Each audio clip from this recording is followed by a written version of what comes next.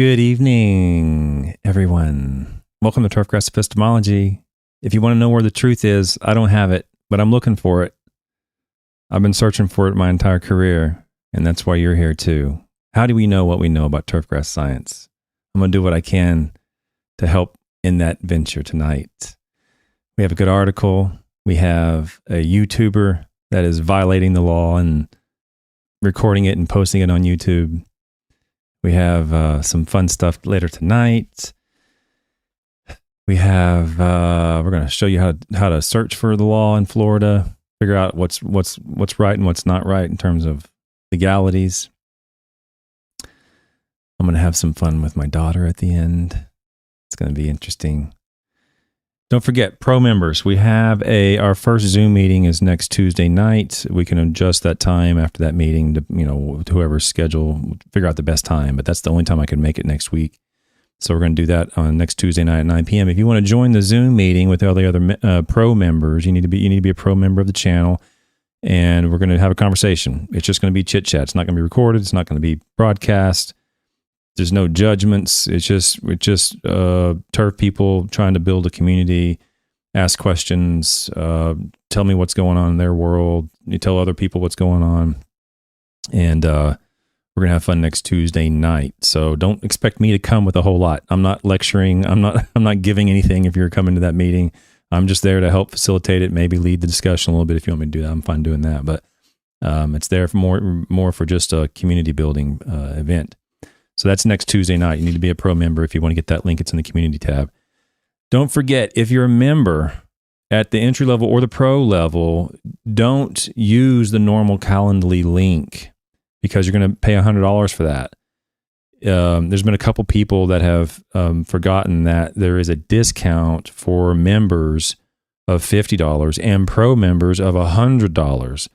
So in other words, if you're going to do a Calendly meeting with me once a year, don't do the normal Calendly invite. Just be a pro member and get that link that's in the community tab, and you basically pay for itself in one meeting with me.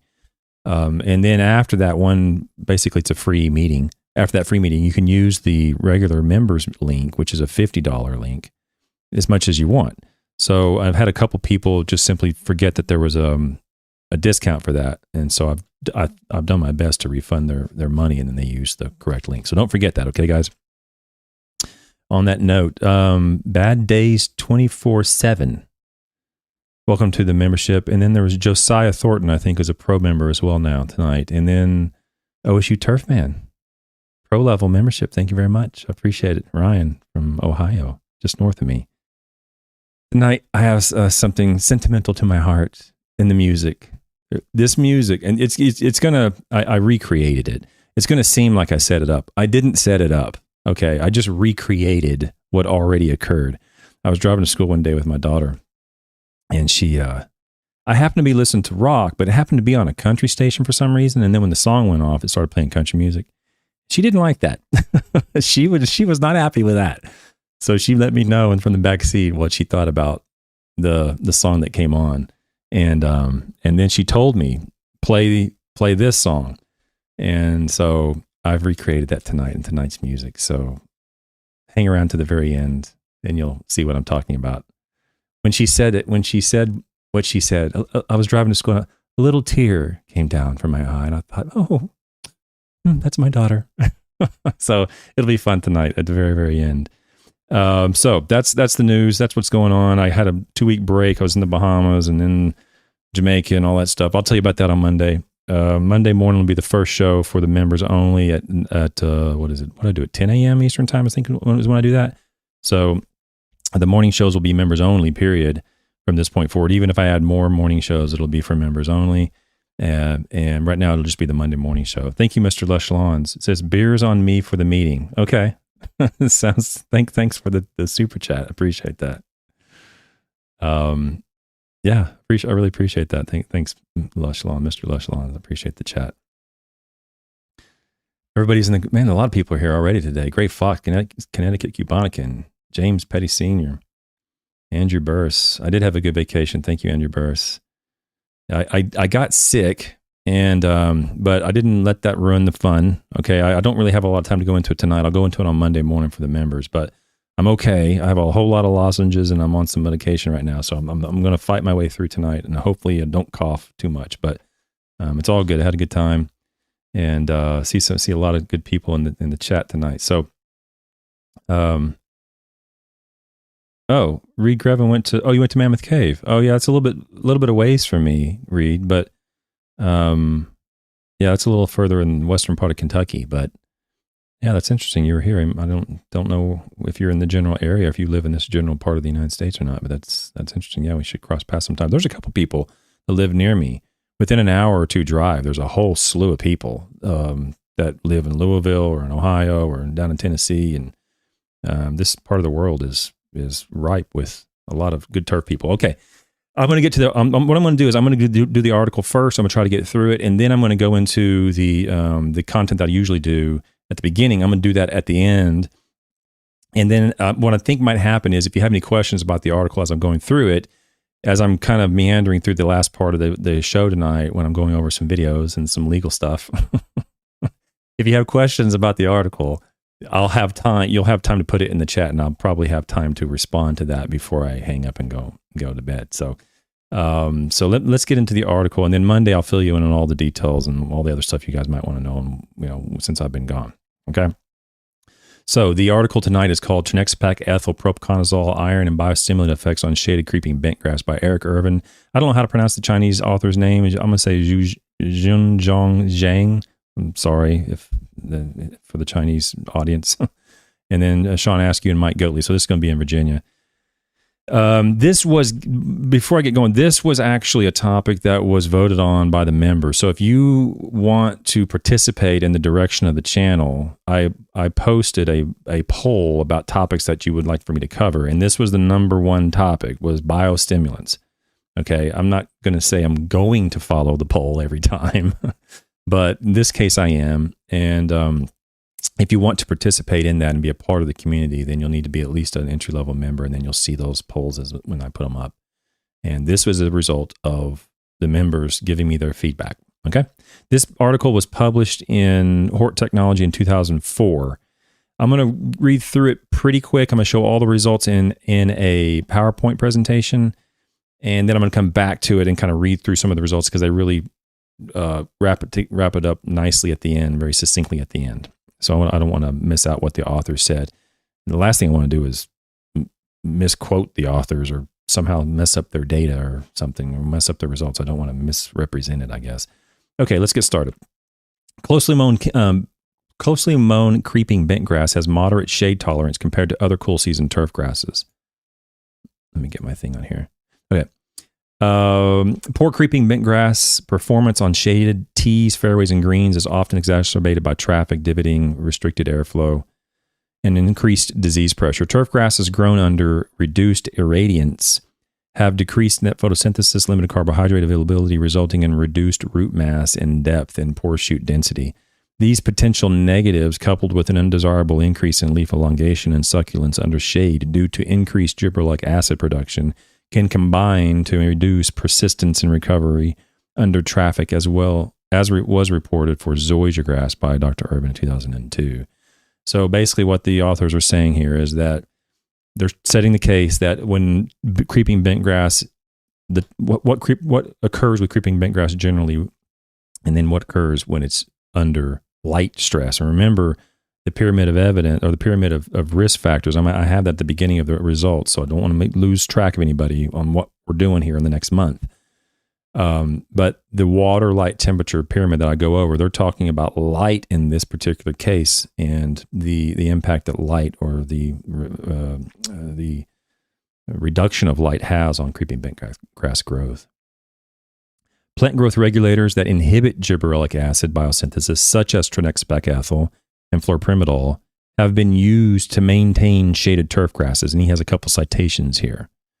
Okay, so if you're unaware, there are certain things that can be done to some turf grasses in the shade under some conditions that can enhance the quality. Keep in mind, I don't care what you do to the turf grass, if it's in heavy shade, the potential for it to be its potential is limited. Okay. What we're trying to do when grass is in the shade is to reach its maximum potential for shade turf. Okay. But that doesn't come anywhere near the potential that turf grass that would occur in the sun. Okay. So in other words, we're trying to put lipstick on a pig. We're trying to make it look the best we can, but it's still in the shade. It's still stressed from reduction of light. Okay. Propiconazole is a sterile inhibiting turfgrass fungicide used for control of dollar spot and rhizoctonia blight. Plant growth regulating effects on cool season turfgrass, such as reduced shoot growth, darker green leaves, and delayed senescence due to propiconazole, have been reported. So he's saying this is what's going on with bentgrass in the shade. This is what propiconazole is, and this is what plant growth regulators are, gibberellic acid, and this is kind of what happens. This is how they can benefit turfgrass grown in the shade. All right. Applications of both seaweed extract and humic acid, rather than either alone, have repeatedly provided improved color, chlorophyll retention, and photochemical efficiency of cool season turfgrasses under drought. Now, we're going to go into this whole month's going to be on these humic acids and seaweeds and these biostimulant products, okay? And there's going to be some beneficial effects or beneficial results, but I want to make sure everybody's on the same page that they're usually specific to locations and specific to certain settings in the turf grass. And it's not the case, at least in my opinion, it's not the case that you would expect to see some sort of profound beneficial result consistently from these products, unless you happen to have a consistent type of stress that is, prolonged for a long period. Okay. But there can be benefits to some of these products, but I don't want there to be any delusion. You need to understand when those benefits were likely to occur. Okay. These improved responses to drought have recently been tied to the substantial cytokinin levels found in both materials. Chlorophyll content has been noted to decline in dense shade, which with such effect presumably contributing to decreased net photosynthesis, reduced rooting, and loss of turf density. Cytokinins have been shown to stimulate chlorophyll biosynthesis and regulate senescence. However, because cytokinins are produced in roots and xylem translocated to shoots, shade-induced reductions in rooting and evapotranspirations imply reduced cytokinin shoot availability. Higher levels of chlorophyll and cytokinins due to seaweed extract and humic acid, or this CPR product, which is another, it's a seaweed extract with, I think it's iron in it, but it's a heavy seaweed extract product. Either seaweed extract and humic acid or this other seaweed extract product applications may function to improve creeping bentgrass shade tolerance, but little information is available regarding such potential. So they set the stage. There's creeping bentgrass. It doesn't grow well in the shade per se. There's certain things that have been done in the past to kind of help that a little bit.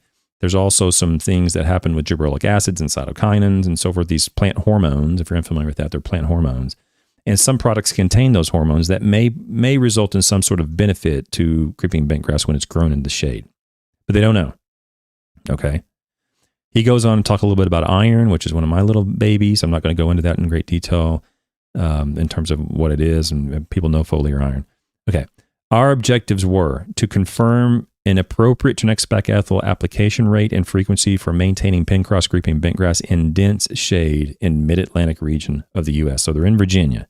Determine the efficacy of other PGRs, biostimulants, and iron, and to assess whether the addition of biostimulants with Trinexapac-ethyl would have additive, synergistic, or negative effects. Okay? So if you're not familiar with Dr. Irvin or Sean Askew or Mike Goatley, and I'm sorry I don't know the Chinese author. I'm sorry I don't know him or her. It's going to be a little difficult to find a better turfgrass research team than that. Okay? I mean, they're out there. I mean, there's a lot of good turf scientists out there, but that's a pretty good team. All right? So we should have some confidence, or I have confidence, that whatever's written, and this is in Hort Technology, it's not the top high-tier journal, but it is a refereed, reputable turfgrass journal. There should be some confidence that you have in this paper regarding its content from the beginning, because the authors are sound. I mean, they put out really good work. Okay. Okay, so let's go into the materials and methods. Nicholas Chatterton, first-time listener. Great stuff, sir. Thank you. Well, welcome to the show, Nicholas. Thank you for being here. A mature 15-year-old stand of creeping bentgrass, pin-cross creeping bentgrass with 30% annual bluegrass on a silt loam soil with a pH of 6, organic matter of 2.8, phosphorus of 46 pounds per acre. So it's, I don't know what extractant they used on this, but that's fairly low for phosphorus. And then potassium at 132 pounds per acre at the Virginia Tech Turfgrass Research Center in Blacksburg, Virginia. So that's where they are. They're in Blacksburg. Nitrogen was applied as a liquid suspension to all plots at 0.5 pound of nitrogen per 1,000 square feet from stabilized urea monthly from May through October. Okay, it's a very common rate of nitrogen. And then in May through October, in 2001, April, June, August, and October in 2002. Total nitrogen was 3 pounds per 1,000 square feet in 2001 and 2 pounds per 1,000 square feet in 2002. Okay. Irrigation was applied at first sign of visual moisture stress on the full sun portion of the study area with a traveling water wheel with a radius of throw that covered, and I'm not going to know all those details. Basically, they applied water at the first signs of wilt. So I don't know if you're familiar with how we do research in terms of water management, things like that. If we're not doing a water study, we want to minimize water as a factor because it is the most influential factor in turfgrass management. But it's typically not what you might think. It's not that there's too little water that usually causes problems. It's typically that there's too much water applied. That's generally the problem that we run into in turf management. And so when you see researchers that are saying, we're going to apply water just at the first signs of wilt, just when we start to see a little bit of the incipient water stress, that's when we're going to apply water. And we're going to do it uniformly once we see that. I'm on board with that. I mean, I think that's, if you're going to minimize water as a potential biasing effect of your research, that's the way you should do it. Now, in my own lawn, I do that as well because I'm in control of the water on my own lawn. I don't have an irrigation system, but I can control that. I have a little tractor water wheel that I use as well. But it's only after I start to see the turf start to kind of, the initial signs of water stress, which you can tell when the leaves start to curl up and the grass starts to turn a little faded grayish, greenish color. You can tell that. Certainly can't expect that in every case, every lawn, but in my case, I do that just because I know too much water is much more common than not enough water in terms of causing turfgrass issues. I'm assuming, the average lawn. Obviously, if you're in the middle of Arizona or middle of Utah, it's a different issue, but I'm just saying that to say that I think they're doing it the right way. For, I don't know this, Quonset type frames covered with black knit high density polyethylene shade cloth specified to block 73% solar radiation were installed over mature field plots on 15th of May 2001. So that's how they did the shade. This is all going to be under a shade, 88% shade. They said 73% solar radiation. What they measured ends up being 88% is what they say it is. Okay. So they installed shade cloth on plots to simulate or to reduce the light, basically. All right. Okay, treatments were arranged in a randomized complete block design with each shade frame serving as one replication. Now, if you're familiar with another study I went over a couple weeks ago in Florida in the greenhouse, they also did some work with shade and they nested it. Okay. I don't want to go into all statistics tonight because I don't have time. But you can't nest these things. And in this study, they considered a shade cloth a rep. That's what you're supposed to do. Okay. So again, this is a good team and they're doing things correctly. The following treatments were applied every 2 weeks from June through October in 2001 and May through October in 2002. Now listen up to the treatments. The first treatment was a non-treated control. The second treatment was 0.34 ounces per acre of Trinexpac-ethyl. They used Primo Max. The third treatment was 6 fluid ounces of this CPR product And the CPR product is, they actually don't identify it really, really well in this paper, but it is a seaweed extract and iron containing product. They do explain it a little bit further in another part of the paper, but it contains a lot of seaweed extract, the CPR. So when you see CPR, that's a seaweed extract with iron in it. Okay. Okay. And then, wait. So it was 6 fluid ounces CPR. Okay. Then treatment number 4 was 3.1 ounces per acre propiconazole. They used Banner Max. Treatment 5 was 5 grams per 1,000 square feet of seaweed extract, plus 15 grams per 1,000 square feet of humic acid. Treatment 6 was 0.11 pounds of iron. This was all sprayed out of iron sulfate. And this ends up, if you do the math on this 0.11 pounds per 1,000, you do the math on it, it's 5 pounds per acre, which is about the max you'd really recommend before you start to run into risk of burn. And then that was it. Okay. They added a treatment in 1 year. In 2002, a 7th treatment was added, a Turnexpac ethyl and CPR as a tank mix at the respective rates listed in treatment 2 and 3 above. Okay. All treatments were mixed with water and foliar applied with a carbon dioxide pressurized sprayer. And they sprayed it out at 40 gallons per acre. So this is a foliar application. They're spraying it out, and then the intention is not to be a soil drench. And don't worry if you're going to lose the treatments. Don't worry about that. They're all going to be on the graphs when I get to them, and I'm going to re-explain what it's easier to see on the graphs. Okay. Good evening, CJC575. Yeah. Ryan, yeah, they mentioned Emerald Isle in here somewhere. I just can't remember. Let me see if I can search for it. They do mention it. I just can't remember exactly where it is. Yeah, my search, this PDF isn't working well, but I do know it's listed in here somewhere. I just skipped over it. It should have been in the oh, here it is right here. It was up in the introduction.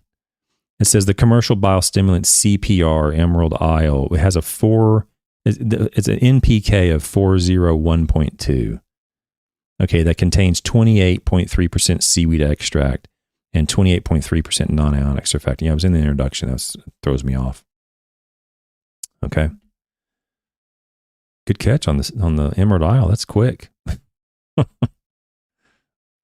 Okay. All right. Let's get to the rest of the materials and methods.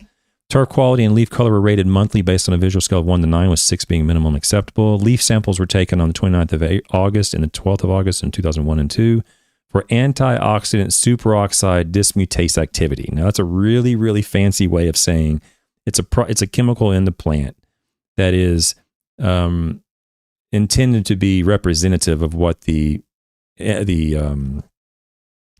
biostimulants would benefit, would increase. It's an antioxidant. There's an antioxidant compound in the plant. I'm trying to get my pencil. Hang on. And so they're gonna denote it as the acronym SOD. I believe that's the acronym. Superoxide dismutase that's SOD. So it's just when you see that SOD, it's the antioxidant that they used. Hang on, let me make a note. Okay, canopy photochemical efficiency readings were taken on the plots immediately prior to leaf tissue harvest for SOD analysis each August, so the antioxidant analysis. So, and that's going to be the materials and methods, because I got a whole lot more I got to get to, and if I don't get through this paper, I'm going to be here for all night long. So, they're in Virginia, they're on creeping bentgrass, they're in shade, the heavy shade, and they have a variety of different treatments: Turnexpac ethyl, propiconazole. They have sweet seaweed extract and humic acid, and they have another product that has iron. They have a just straight up iron as well. And they're applying this to creeping bentgrass to see how it affects turfgrass quality, turfgrass color, antioxidants in the plant, as well as canopy photochemical efficiency. They also do. Where is it? They also do. Oh, I didn't do this because it's really. There's a lot of detail on this, but they also did root strength. Okay, let me show you this. So this paragraph right here explains how they did root strength. Okay, and this is basically what they did was they cut a section of sod off, and they laid down essentially I'm going to call it a screen. And then they just left the screen there. And then as the plants grew, they lifted that chunk of sod off, and they measured the force that it took to remove that strip of sod. And they counted that as root strength. Okay, you can read all the details here if you want to read exactly how they did it. They go into a lot of detail exactly how that mechanism worked and how they measured the force required to lift it up. Okay. Okay, so now let me get into the results and discussion. I'm going to show all this in a PDF, and then I'm going to come back and just read a little bit of the results. So now, what I want to do before I get into any of this stuff is I want to make sure for the rest of this month, we're all on the same page. We're talking about biostimulants for the entire month, but don't lose sight of the goal, okay? Biostimulants, in many regards in our industry, are not, I don't want to say smoke and mirrors, but they can be very alluring.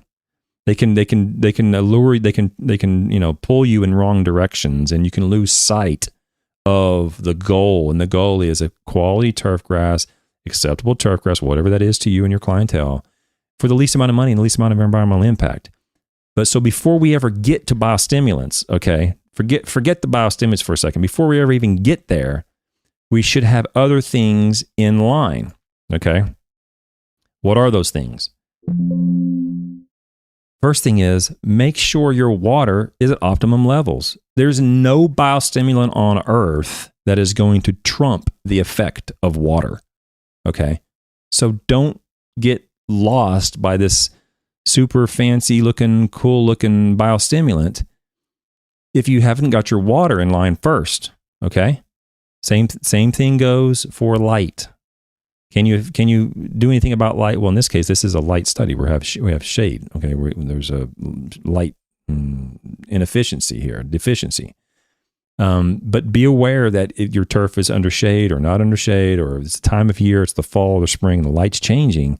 Be aware that's going to be more influential. Okay, temperature, same thing.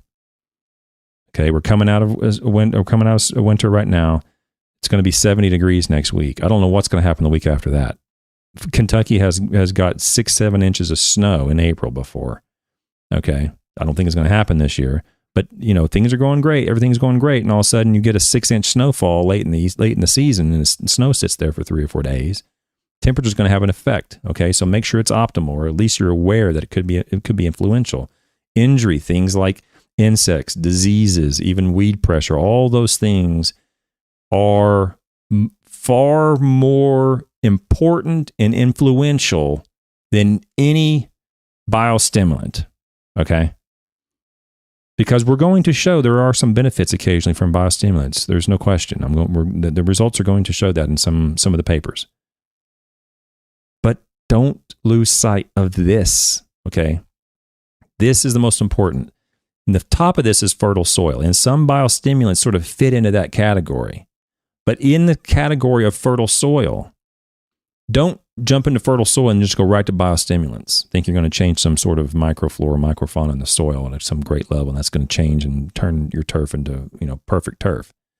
Within that top category of fertile soil, I want at optimum levels, phosphorus at not optimum levels, potassium at optimum levels, and possibly soil pH at optimum levels, long before I ever start considering biostimulants.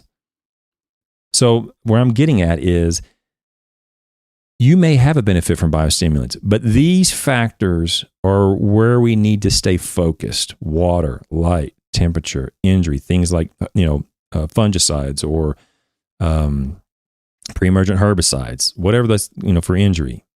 And then fertile soil, NPK, and soil pH.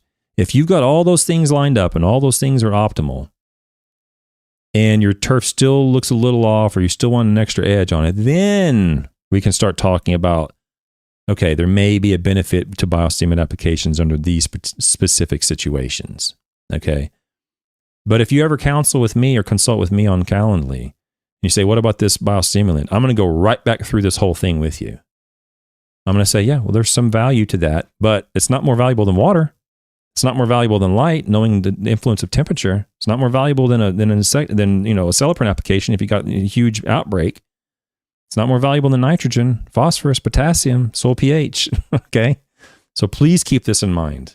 This is for the whole month of April. Don't forget this, please, please.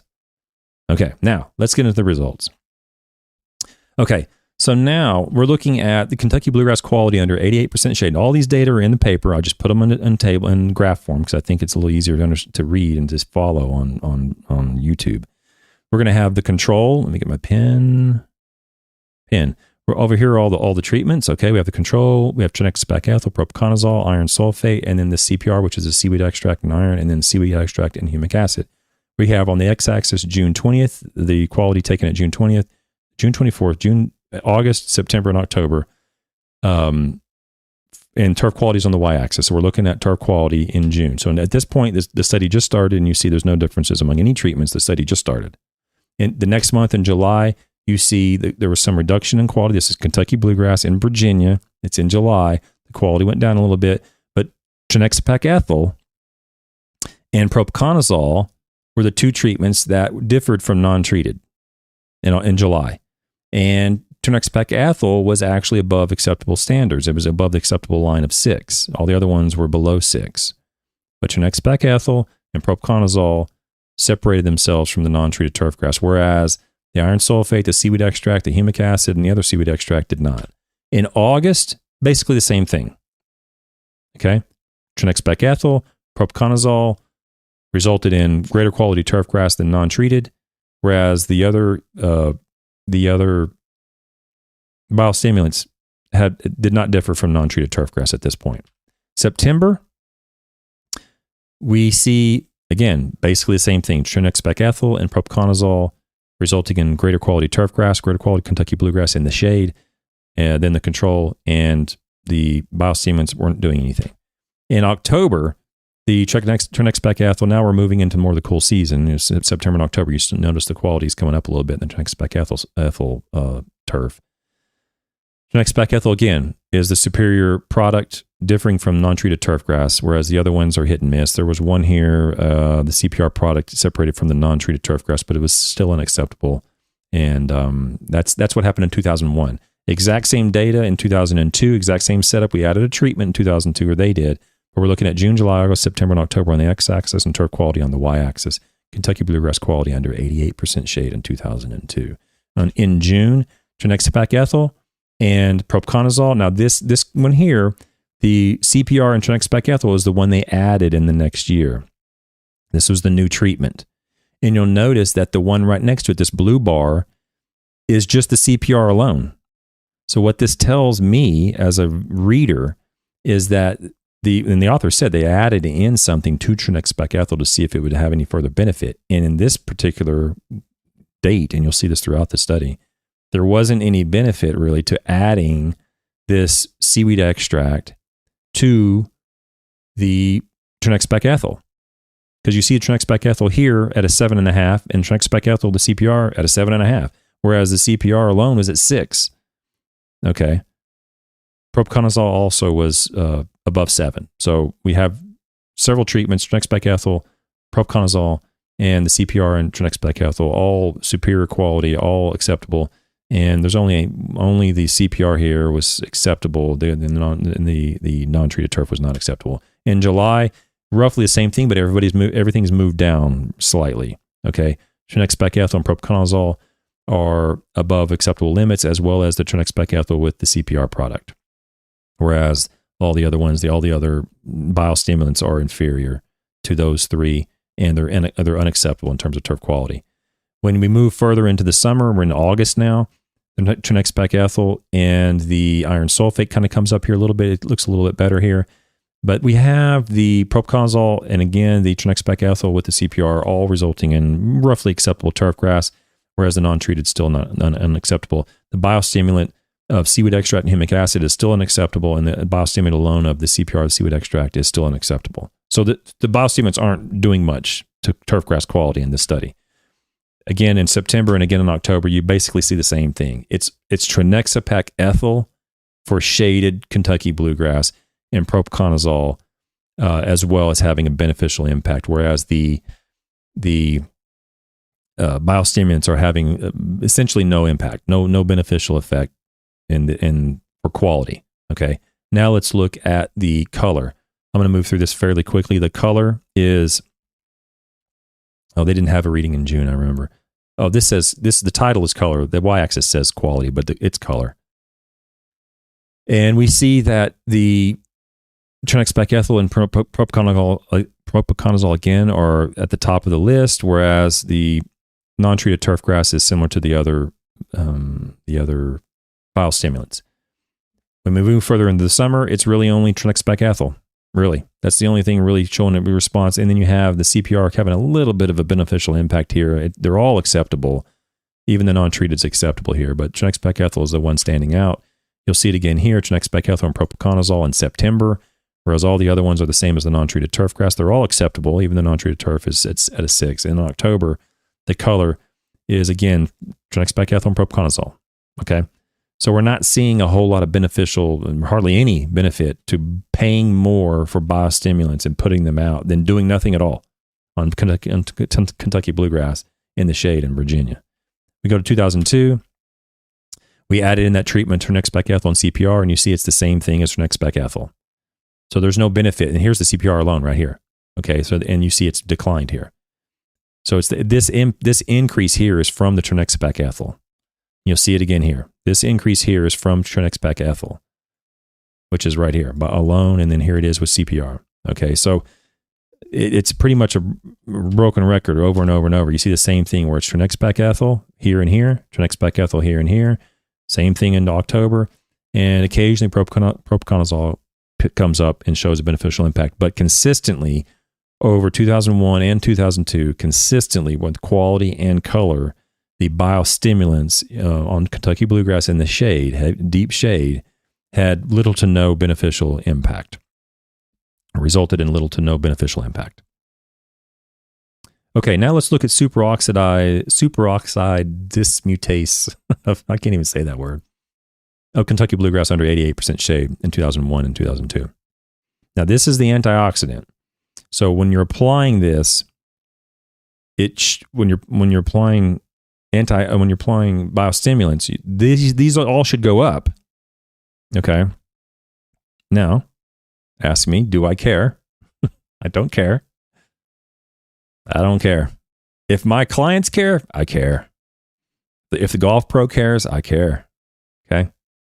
If the sod producer cares, I really care. Okay. I don't know one person who's a consumer of turf. I don't know one person outside of science that even knows what superoxide dismutase even is. Okay. Now, obviously, it's an antioxidant. Obviously, there's supposed to be a connection between this and some beneficial impact and so forth. But you're going to see a lot of papers I'm going to go over that show a beneficial impact, but it's on something like this, not something I care about like turf quality or turf color or growth or something that my clientele cares about. Okay. So keep that in mind when you're reading these and seeing these. It's not that they're doing anything wrong. I mean, the scientists are measuring this. If they show a beneficial impact from quality and they didn't measure this, then they might not be able to explain it, right? This is the reason why a lot of times it's measured. Oh, we saw a beneficial impact from quality. They didn't in this study, but let's say they did. Well, why did that happen? Then they're measuring these other components in the plant, and it helps explain why it happened, right? But oftentimes, this alone is used as a means to convince you to buy something, just that it increased some sort of antioxidant. I don't care. So what? Doesn't matter to me. What matters to me is what matters to my clients. That's what matters to me, right? If they care about this, then I'll care about it. Until then, I'll use it as a means to explain results, right? Okay. Superoxide dismutase of Kentucky bluegrass under 88% shade in 2001 and 2 is measured in August of 2001 and August of 2002. We have all the treatments control, trinexpecethyl, propiconazole, all these things over here. And we see that the control was lower than everything except for the seaweed extract. And the trinexpec ethyl, propiconazole, the iron sulfate, and the seaweed extract with humic acid all showed a significant increase, probably nearly double of what the non-treated control was in terms of the antioxidant superoxide dismutase in the plant. In August of 2002, trinexpec ethyl showed an increase. Okay. And the trinexpec ethyl with the CPR showed an increase up here compared to non-treated turf, but nothing else showed a difference between non-treated turf. This B is the same as all these other ones. Okay. So even in this case where a biostimulant is supposed to result in an antioxidant or some increase, even in this case, you might actually argue that this is probably biologically significant, but statistically it's not. Okay, this CPR in 2002 showed a little bit of an increase here, but statistically there's no difference between this treatment and the non-treated turf. Okay, let's go to the next one. Photochemical efficiency of Kentucky bluegrass under 88% shade in 2001 and 2. We have August in 2001 and August in 2002, and photochemical efficiency with 1 at the top and 0 at the bottom on the y-axis, with 1 being 100% photochemically efficient. And we have all the treatments, control, trinexpec ethyl, and so forth. In August 2001, the control was around 60, and then trinexpec ethyl was probably around 65, I guess, something like that, 63. And nothing was greater than trinexpec ethyl. Okay. And a few of them were greater. These two here were greater than the control, the propiconazole and the CPR, the seaweed extract. So there was a couple that popped out greater than the control, but there was only one that was a biostimulant that did that was different than the control. The other biostimulants in 2001 did not differ from the control. And in 2002, we have a couple of them actually pulled out different than the control, but again, trinexpec ethyl was superior to all of them. All right. Now, root strength of Kentucky bluegrass under 88% shade in 2001 and 2. We have October 2001, April, and November 2002 in root strength in kilograms on the y-axis. In October 2001, we see that the propiconazole was the only one that differed from the control. And it was significant. I mean, it was, 1.5 times greater, the root strength resulting from propiconazole. In April 2002, we saw propiconazole again, but also we see trinexpec ethyl and the other trinexpec ethyl product resulting in greater root strength. In November 2002, the only thing that differed was trinexpec ethyl. So time after time after time, we see trinexpec ethyl and occasionally propiconazole, resulting in greater quality, greater color, and then some other factors such as root strength or antioxidant activity or something like that being greater than the control. But equally, as on the opposite end, ineffective were all the biostimulants. For the most part, we saw very little, if any, no consistent benefit to the biostimulants. Okay? So let's go back to the results and discussion. I'm going to read through this real quick and I'm going to wrap it up. Then I'm going to get to the interesting part of tonight. All right, trinexpec ethyl. Twice monthly applications of trinexpec ethyl significantly improved creeping bentgrass quality relative to the control in every month of the study over both years. Further, it was only the last rating date of 2002 that the quality of trinexpec ethyl treated bentgrass fell below a commercially acceptable level of 6. Leaf color due to trinexpec ethyl was also consistently darker than the control plots over every month of the trial. Trinexpec ethyl, that's what they found was the go-to product. Propiconazole.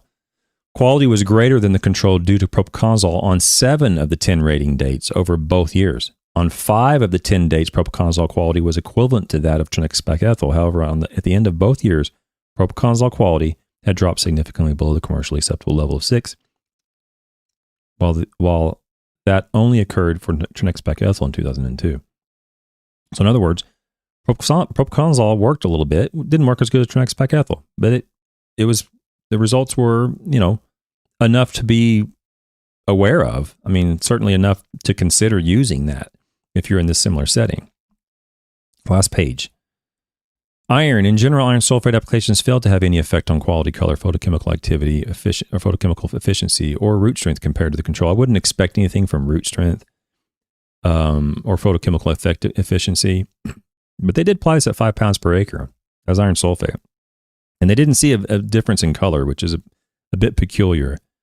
That's the one sort of question mark in my mind. It's like, well, I wonder why that is, because I've done a lot of work with iron, and I can't think of a time, doesn't mean it didn't happen, but I can't think of a time that I applied iron sulfate to turf grass at the right rate, the right time of year, and didn't see a response. It's nearly 100% of the time.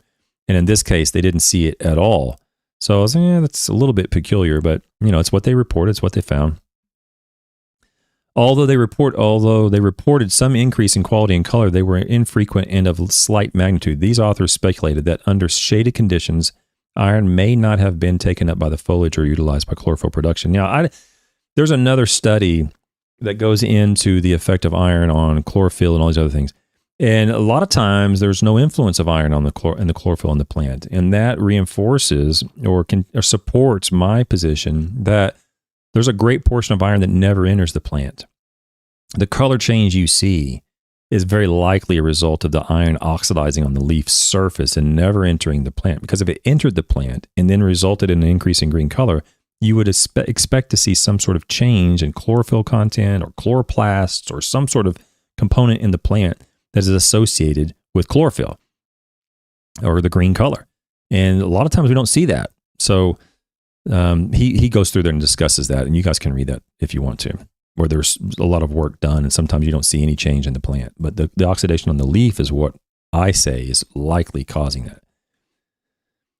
Sequential applications of seaweed extract containing formulated product CPR resulted in greater quality compared to the control on only 2 of 10 rating dates, but in general did not result in commercially acceptable turf grass. So seaweed extract from the CPR, 2 of 10. Okay. So it's up to you whether you want to spend all that money and get a 20% chance on seeing a response, a beneficial response, compared to Trinexpec ethyl or propiconazole, where it's like 80 or 90% chance you're going to see a benefit. Leaf color was greater due to CPR on 3 of 9 rating dates. Okay, so it just didn't really have a consistent benefit. Seaweed extract and humic acid. Quality of seaweed extract and humic acid plots fell in an equivalent manner to the control due to dense shade over both years. Color was improved on only 2 of 8 rating dates, while canopy photochemical efficiency was slightly improved in August. As expected, given the limited positive responses detailed above, seaweed extract and humic acid failed to improve root strength on all measurement dates. I'm coming down here to the end. Biologically significant levels of cytokinins have recently been reported to be present in seaweed extract and humic acid, with enhancement of leaf cytokinin levels due to seaweed extract plus humic acid application prior to drought, resulting in improved tolerance. There's a lot in that sentence. Don't skip over any word in that sentence, okay? If you're going to use that sentence, there's a lot in that sentence that's very specifically worded. Okay? Cytokinins have been shown to stimulate chlorophyll biosynthesis and regulate senescence. Shade-induced shallow rooting may limit cytokinin availability to the shoots. Although neither endogenous cytokinin levels nor chlorophyll were measured in this experiment, it was presumed that exogenous applications of cytokinin-containing seaweed extract and humic acid may increase these hormones or pigment levels enough to improve shade tolerance. However, our data indicate that the slight improvements in color and photochemical efficiency measured due to seaweed extract and humic acid applications to shaded creeping bentgrass were not sufficient to sustain commercially acceptable quality. Excuse me. What they're saying is, there was a little bit of a benefit here or there, but it wasn't enough to really have a beneficial impact. The CPR plus Trinexpec ethyl. In 2002, a tank mix treatment of CPR, and remember the CPR is a seaweed extract, plus Trinexpec ethyl was added to investigate whether the positive effects of Trinexpec ethyl could be enhanced. The results for all parameters indicate equivalent responses whether Trinexpec ethyl was applied alone or in combination with CPR. These results serve to further support the view that reduced leaf elongation due to anti-gibberellic acid PGRs is of primary importance for improved shade tolerance. In summary, applications of Trinexpec ethyl every 2 weeks from May through October resulted in 33% better creeping bentgrass quality than the untreated control, in 88% shade at the end of the first year, and 44% better quality at the end of the second year. These results were consistent with those in Michigan, where comparable to 2 to 4 week rates of Trinexpec ethyl also provided superior creeping bentgrass quality. Propiconazole was also effective in improving shade tolerance and providing 17 to 13% better quality than the control. Trinexpecethyl and PPC provided darker, or proconazole provided darker leaf color and increased April 2002 rooting strength by 27 and 29%. Here we go. This last sentence. Slight but inconsistent increases in color due to iron, seaweed extract, or seaweed extract with humic acid did not result in improved turfgrass quality or root strength. The addition of this seaweed extract to trinexpecethyl in 2002 provided results that were not different from those of trinexpecethyl alone. These results support concluding that suppression of leaf elongation due to the anti-gibberellic action of PGRs such as trinexpecethyl, and to a lesser extent, proconazole, are the primary factor in improving shade tolerance of creeping bentgrass. Increased leaf chlorophyll and chlorophyll levels due to trinexpecethyl, proconazole, iron, or seaweed extract appear to be of secondary and insufficient effect by themselves for improved shade tolerance. So, if you're growing creeping bentgrass in the shade and you think you're going to have some sort of benefit by buying a biostimulant because their marketing sheet says you will, or because there's somebody says that will, or you read an article, or you listen to a paper, or listen to a sales pitch on it, there's no evidence in this paper to confirm that that's true. Very likely that you're going to be wasting your money. However, on the opposite end, there's pretty good evidence in this paper that trinexpecethyl and proconazole will have a beneficial impact on creeping bentgrass growing in the shade. Okay? That's it on that paper. I'm going to close that out, and I'm going to get to some interesting things. Now, if you have any questions on the paper, let me just see if there's any questions on the paper before I go too far. Tanner Moore asks, is molasses a biostimulant? I don't know if someone can look up the definition of a biostimulant, but it's my understanding that the definition of a biostimulant is any compound that can provide a beneficial plant response that is beyond the response that would occur from the nutritional components of the compound. So, molasses doesn't have any nitrogen, phosphorus, or potassium. As far as I know, I think it's just carbon, hydrogen, and oxygen. I don't know what else is in there. So I would, if there has any sort of beneficial effect, I know there's one paper from Clemson that has some beneficial effect from molasses. But most of the time you don't see any benefit from molasses. And so I would consider that, in my opinion, I don't know what there's an official agency on this or not, but in my opinion, it would be a biostimulant because there is no nutritional component to molasses that would result in a response. So if there is a beneficial response, it would have to come from some non-nutrient component. But I could be wrong on that. I'm not a molasses expert.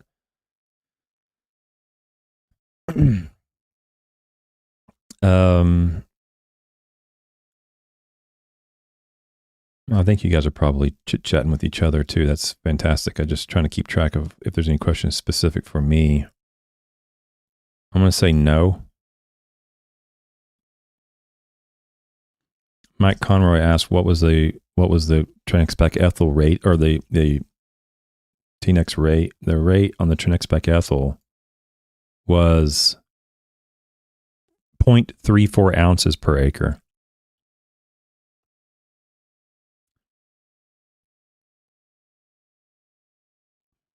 Wayne SR says, are creeping bentgrass and Kentucky bluegrass cultivars, or I think what cultivars would you expect to be good in the shade?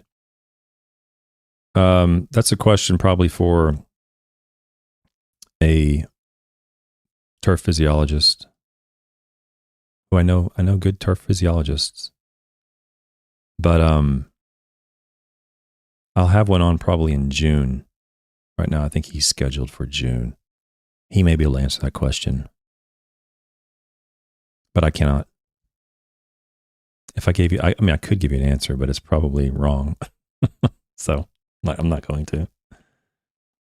Josiah Thornton, do you think the results will be the same on warm season turf? Well, in this case, we're dealing with putting greens. So if you're going to say warm season turf, I'm going to say something like Tiff Eagle or something like that. It's very possible.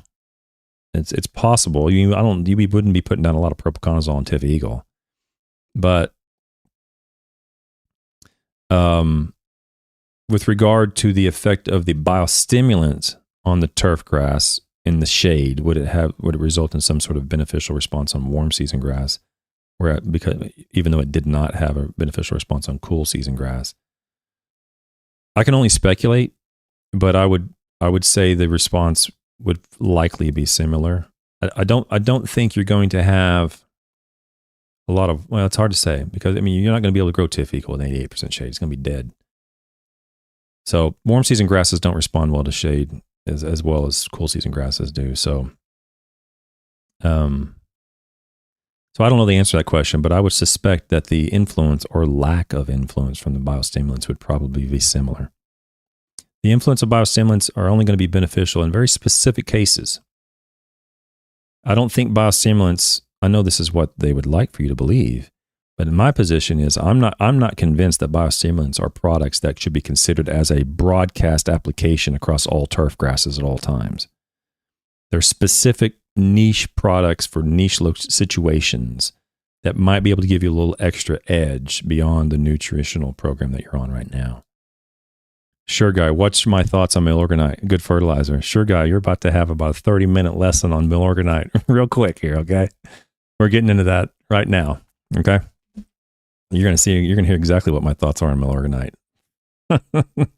Sometimes I think, maybe I plant these people in the crowd, but I swear I didn't. Okay, guys and gals, let's get to the fun stuff. Any more questions? Put them in the chat.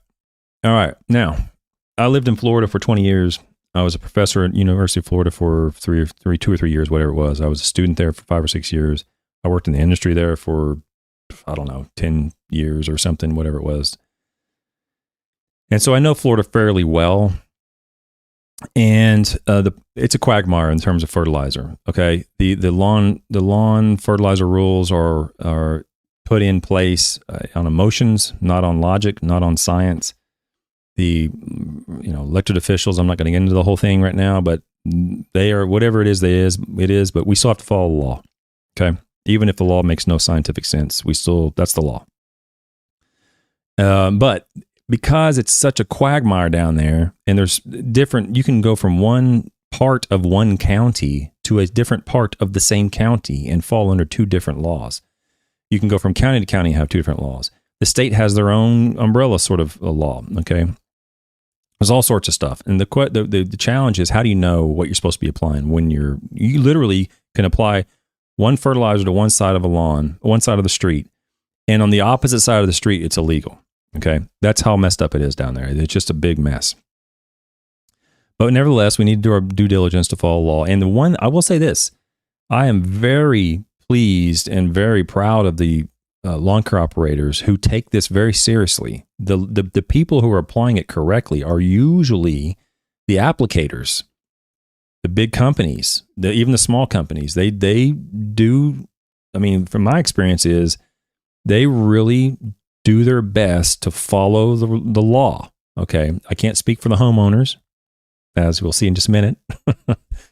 But the lawn care operators, the applicators, they might not necessarily do it every time, but they're trying to follow the law as best they can. But it's still very difficult. How do you know what you're supposed to do? How do you know when you're supposed to apply it, where you're supposed to apply it, when you can and can't apply it? It's just a big mess. So this is what I recommend people. This is where to start. And I'm going to show you a very easy, if you're in Florida, very, very simple and easy way to know wherever you are in the state, what fertilizer rules and laws apply to you. Okay. Let's get to, I think I can go to the internet here. Okay. So if you go to the internet, you can search in Florida urban turf rule or Florida fertilizer law, and it's going to come up this rule 5E-1.003. And this is the law, this is the state law for Florida in terms of fertilizers, okay? And you can read down through here all the different derivations and all the changes and things that have happened. But this is the most current one that occurred in January 8th of 2015. You're going to click on this view rule here, and it's going to pop up a Word file, okay? This Word file is the Florida law, okay? And you're going to read through here. If you're looking to find out, is it legal to apply this, or is it legal to apply that, or what's the Florida law? You're going to read through here, and it's all here. It's on the labeling and so forth. And when you read down through here, it's going to have definitions like urban turf and lawns and exactly what they mean. It's all legal jargon. No phosphate fertilizer means any fertilizer product with less than 0.05%. Low phosphate fertilizer means fertilizer products intended for new or established urban turf or lawns with phosphate levels equal to or above 0.5%. Remember all this stuff. It's going to be very important in the next 10 minutes, okay? Low phosphate fertilizer, anything above 0.5. Established urban turf means any turf older than 12 months, and it goes through all the little legal definitions. Now, keep going down here, and it says labeling requirements. Especially fertilizers, No phosphate fertilizers shall not contain any more than 0.5, Now, section B, I don't even know how this is legally denoted. Anyway, right here in little b, it says, fertilizers labeled as low phosphate fertilizers, which again, remember, that's any fertilizer that goes to home lawns that has greater than 0.5% phosphorus in it. Okay? Fertilizers labeled as low phosphate shall have use directions that do not exceed an application of 1/4 pound of P2O5 per 1,000 square feet and not to exceed 0.5 pound of P2O5 per 1,000 square feet per year. So no matter where you're at in Florida, if you're going to apply, except for establishment, there's a separate amount you can apply when you're establishing new turf. But if it's for an established lawn, okay, an established turf, urban turf, there's no place in Florida that you can apply more than 1/4 pound of phosphorus per application. And there's no place in Florida you can apply more than 0.5 pound of phosphorus in a single year. Okay? So that's the maximum app rate and annual rate for phosphorus. And that is statewide. Okay. Now, when you go into different counties, there's more restrictions. But this is how you'd find the state information that would apply to everybody in the state. Okay. So don't forget, if you want to know where it is, it's 5E-1. You can go to, you can just go to the internet and just Google Rule 5E-1 Florida fertilizer labels or something, and it'll pop right up. Okay? So now let's just say, hypothetically, let's just say you're in a county. And let's just say, hypothetically, you're in Manatee County, which is Bradenton Parish, Florida. And you go, well, okay, the law says I can't apply phosphorus more than 1/4 pound or 0.5 pound per year. But I'm in Manatee County. We have different rules here. We have more restrictive rules than the state rule. How do I know what the rule is where I live? You can do it the hard way, which if you want to do it this way, it's fine. You can go to the internet and you can Google it, and you can Google Manatee County and fertilizer, applications or fertilizer law, and you'll eventually come to this. This is the Manatee County website for landscape maintenance and fertilizer regulations. And you can scroll down through here and you can read all the definitions, just like the previous law said. You can go down through here and Now, when we get down here, it's going to say this. Under section 2-14-65, it says fertilizer content and application rate. It's going to go through there and it's going to explain the nitrogen application rate. Unfortunately, it doesn't have the phosphorus application rate, but it's mandated by the state. Okay. But look at section B. No fertilizer containing phosphorus shall be applied to turf and or landscape plants in the county, except where phosphorus deficiency has been demonstrated in the soil underlying the turf and or landscape plants by a soil analysis test performed by a state of Florida certified laboratory. Any person who obtains a soil analysis test showing phosphorus deficiency and who wishes to apply phosphorus to turf and or landscape plants shall provide a copy of the test result to the county administrator prior to the application of phosphorus. So let's just say, hypothetically, you're in Manatee County, and let's just say you want to apply milorganite. Can you apply it? That's the question.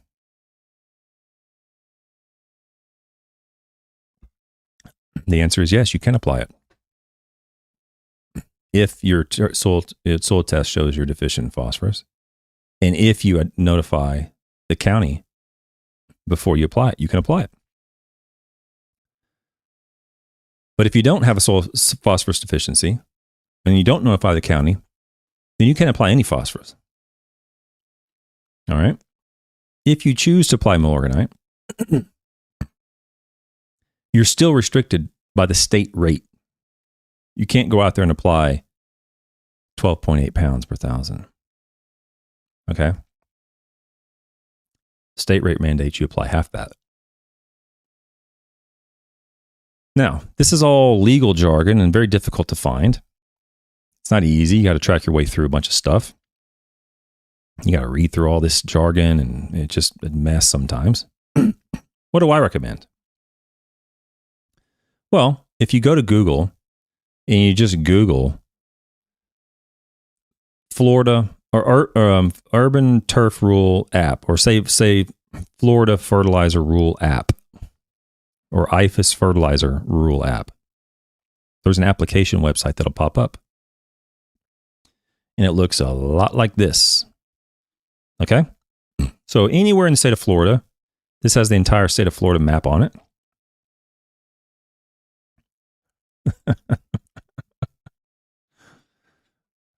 Yes, JC, you're reading my mind. This has the entire state of Florida on it. Anything in orange has a county ordinance. Anything in this blue or teal color has a municipality ordinance. Anything in gray has no ordinance. And all you got to do is click on any county and it'll pull up. Now, let's just say, hypothetically speaking, let's just look at Manatee County, which is right here. We just go to Manatee County and we click on it. Let's just put it like, maybe, let's just say, hypothetically, put it right there between Parrish and Bradenton, Florida. Whoops, it came on and went off. Give it a second. It's a little slow.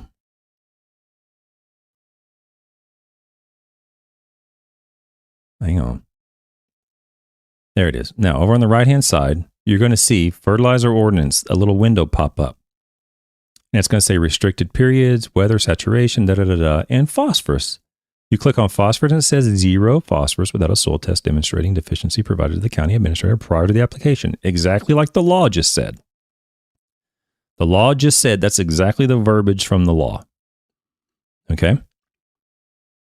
So you can go anywhere in the state of Florida and it has slow release nitrogen rates that greater than 50%, greater than 70%, whatever the law is for that particular location. The dates of the restrictions, all the stuff. Okay? You can go to any location in Florida and you can find out exactly what restrictions apply to you regarding fertilizer that you apply to your lawn. Let's just say, for some reason, you're inclined to, you say, you know what, Travis, I follow the law. I know all about that. I follow the law. And it kind of annoys me sometimes that other people don't follow the law, but, it is what it is. I don't know who to even contact.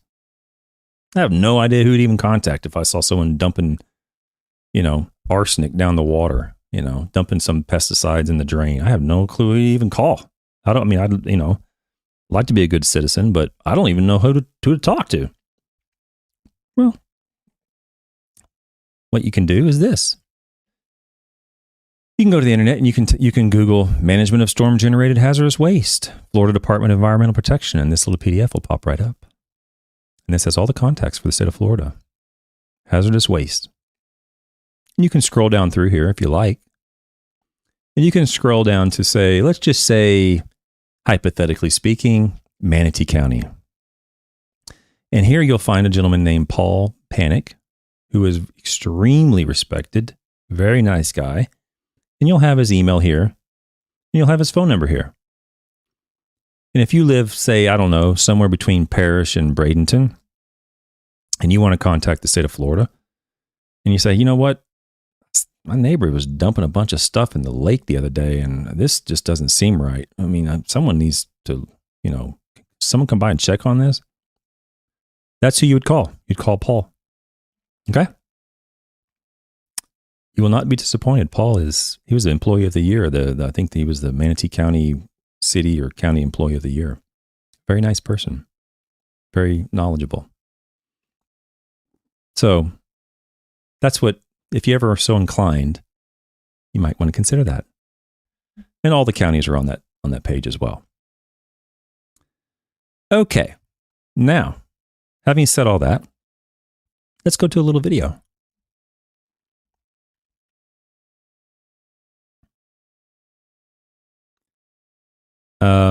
Let me see if I can get this open, and I'll have to adjust the screen here. Now we're going to go to a little video. If I can get all this on here. Excuse me, I'm adjusting the video on the screen for the viewers. This video comes from a website or a YouTube channel called The Lawn Care Nut. And this video is called, "This is the Right Way to Apply Milorganite."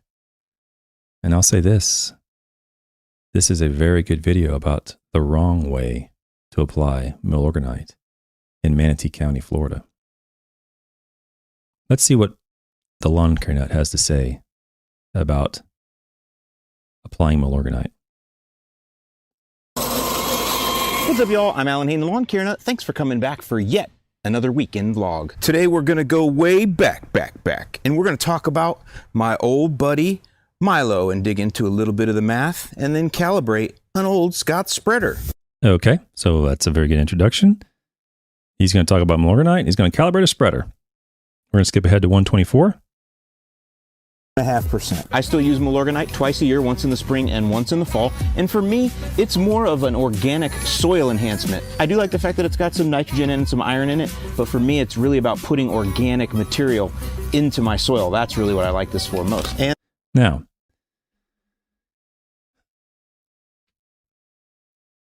I just showed you the state law, showed you the Manatee County law.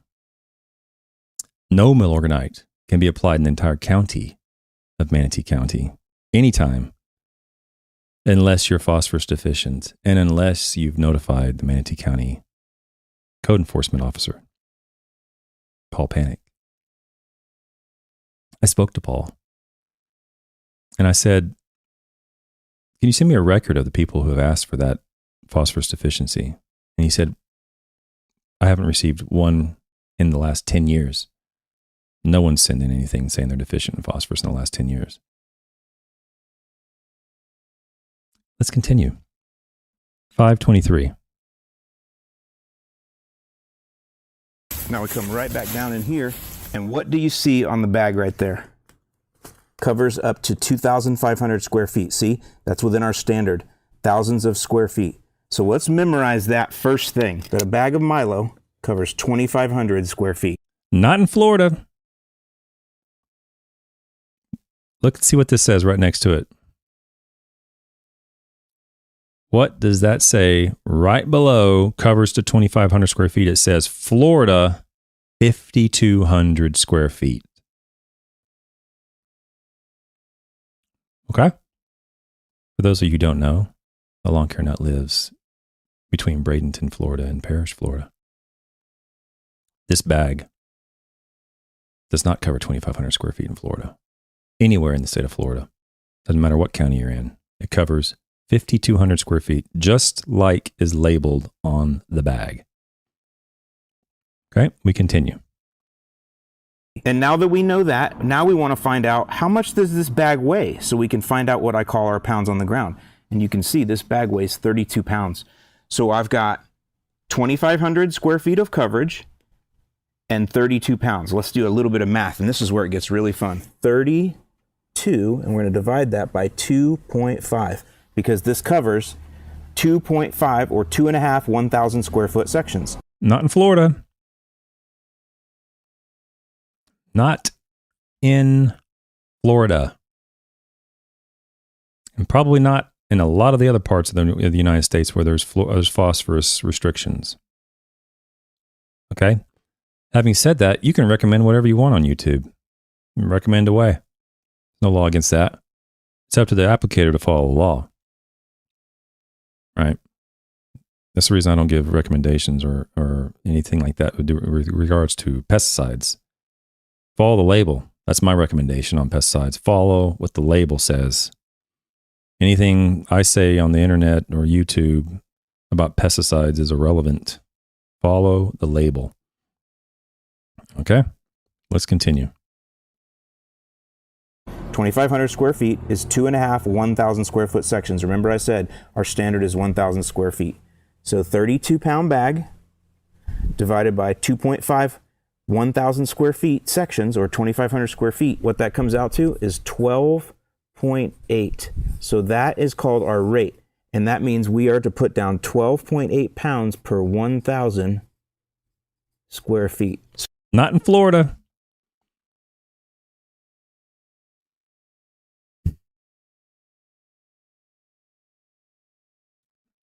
Not in Florida.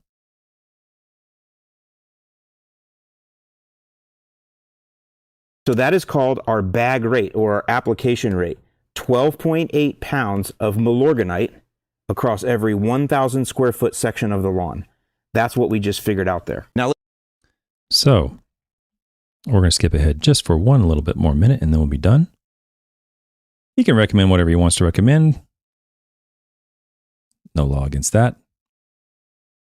If you're going to go out and apply it, there's a law against that. Let's see what happens. Of this video here very soon. So remember that 1,000 square foot area over there? My job is to confirm that I'm going to get 12.8 pounds of product spread evenly across this 1,000 square foot area using my spreader at the recommended spreader setting. You see, I'm going to test on a 1,000 square foot area. That way, if the setting is off, I'm not risking an entire bag here. I'm just testing in one small area that I can control. Now, he's right about that. You want to do it on 1,000 square feet to test it. He goes on and actually videotapes himself spreading this fertilizer on his lawn in Florida. Okay? So, what I would say is go to YouTube for some general ideas, but go to IFAS, Institute of Food and Agricultural Sciences, for what you're supposed to be doing. Okay? If you're in Florida, and you listen to this guy's recommendation and you go out and you apply it at this rate, 12.8 pounds per thousand, you're breaking the law. Anywhere in the state of Florida on home lawns, you will break the law. There is a Florida label on the rate on that label, which is half that. Okay? You can apply that at the half the rate, but again, you can only apply it at half that rate in locations where there's not a specific phosphorus restriction. In Manatee County, there is a phosphorus restriction. You can't apply any phosphorus, period, until you get a soil test and it shows that it's deficient. And you send that soil test to the officer and let him know before you do the application. And just so happens in that particular county, it's extremely phosphorus rich, and you'll probably never find a soil test that's low in phosphorus in that particular county, a part of the state. Phosphorus is mined from Florida, if you don't know that. It doesn't mean every part of Florida is high in phosphorus, but there's very, very rich phosphorus deposits in Florida. And that's one reason why we just don't really need to apply any phosphorus in most locations in Florida, at least on home lawns in Florida.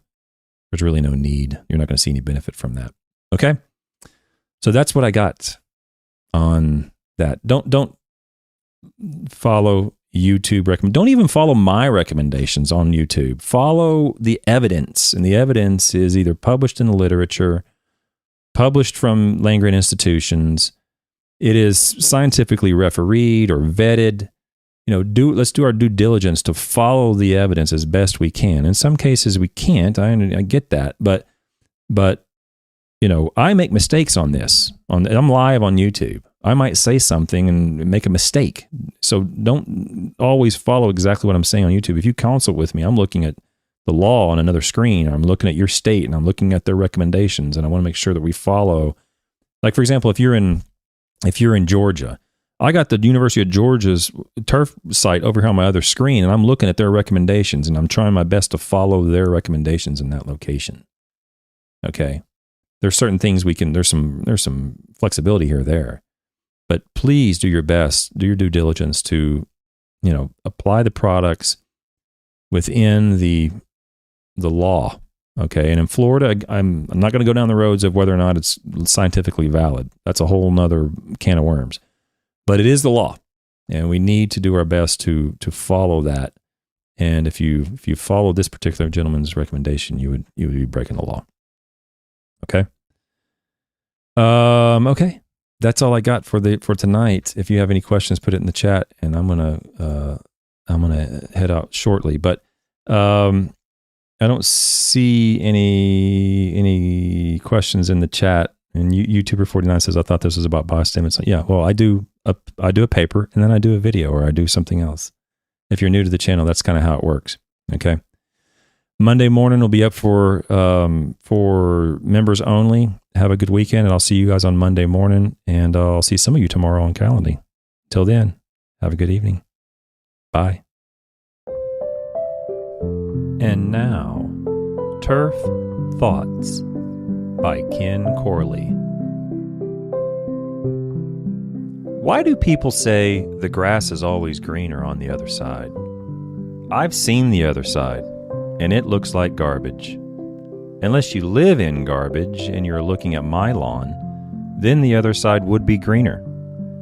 But if you're living in garbage, why are you looking at my lawn? Don't you have bigger things to worry about?